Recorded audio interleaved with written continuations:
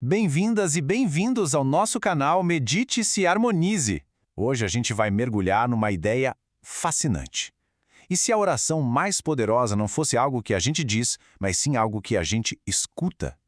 Essa é a provocação que Maud Salazar, que é doutoranda em Teologia e Psicanálise, além de formada em Música pela UFRJ, nos faz em sua obra.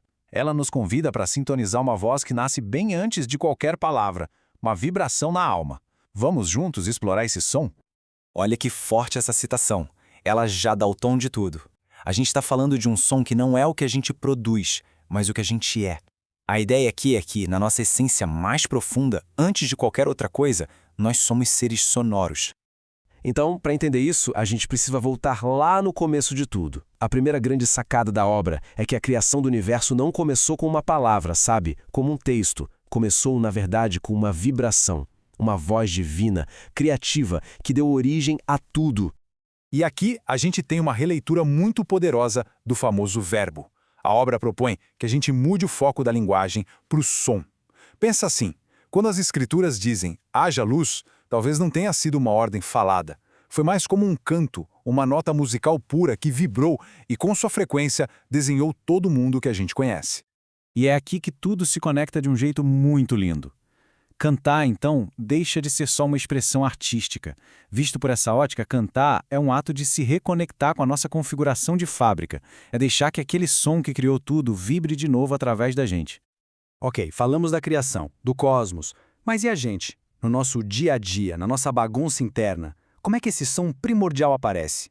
É aí que a gente entra na linguagem das nossas próprias emoções. Essa pergunta é a ponte, né? Como é que a gente conecta uma ideia tão grandiosa como essa vibração criadora com a realidade da nossa alegria, da nossa tristeza, da nossa raiva? A resposta, segundo a autora, está num jeito muito especial de orar. A obra faz uma distinção muito clara. De um lado, tem a oração da mente, aquela que a gente aprende, com as palavras certinhas, bem estruturada. Do outro, tem a oração da alma, e essa é a linguagem pura, crua, sem filtro nenhum. Onde a gente encontra isso? Nos Salmos. Eles são o melhor exemplo dessa voz da alma. E o rei Davi é o nosso grande modelo aqui. Com a harpa dele, ele não tentava parecer perfeito. Pelo contrário, os Salmos são um mergulho honesto em tudo que é humano. Tem angústia, tem alegria que não cabe no peito, tem arrependimento, tem confiança. Por isso que eles são tão universais. Qualquer pessoa, em qualquer época, consegue se encontrar ali. Agora, se os salmos são o canto de uma alma, o que acontece quando muitas almas cantam juntas? Aí, a gente começa a construir o que a autora chama de catedrais invisíveis de som. E os grandes mestres da música fizeram exatamente isso. Pensa num Bach, num Verdi, num Mozart. Eles não estavam só compondo, eles estavam erguendo essas catedrais. A missa de Bach é como se fosse a própria arquitetura do louvor. O Requiem de Verdi, nossa, é um grito da alma. E o de Mozart, um testamento de quem está ali na beirinha da eternidade. Bom, a gente viajou pela criação, pelos salmos, pelas grandes obras da história. Agora vamos trazer tudo isso de volta para casa, para dentro da gente. A grande pergunta se torna prática. Como a gente pode escutar essa voz no nosso dia a dia? Porque vamos combinar, o mundo é muito barulhento, né? É barulho de fora, é o barulho da nossa própria mente que não para. Como é que a gente acha o silêncio necessário para ouvir essa vibração tão sutil? A obra nos deixa um convite prático, em 3 passos. O primeiro, que parece óbvio, mas é bem difícil, silenciar o ruído de fora. O segundo, acolher a música que brota de dentro, sem ficar julgando se está certo, se é bonito, só acolher.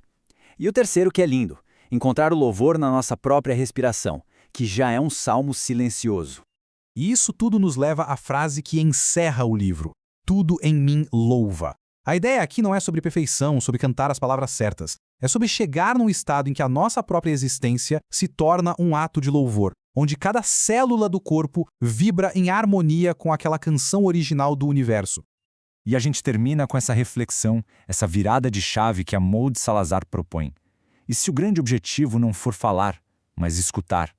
Talvez a jornada espiritual mais profunda não seja sobre encontrar as palavras, mas sobre finalmente fazer silêncio suficiente para ouvir a canção que já está tocando dentro de nós. Obrigada por ter ficado até aqui aprendendo com a gente e compartilha com aquela pessoa que você acha que pode estar precisando ouvir isso. Namastê!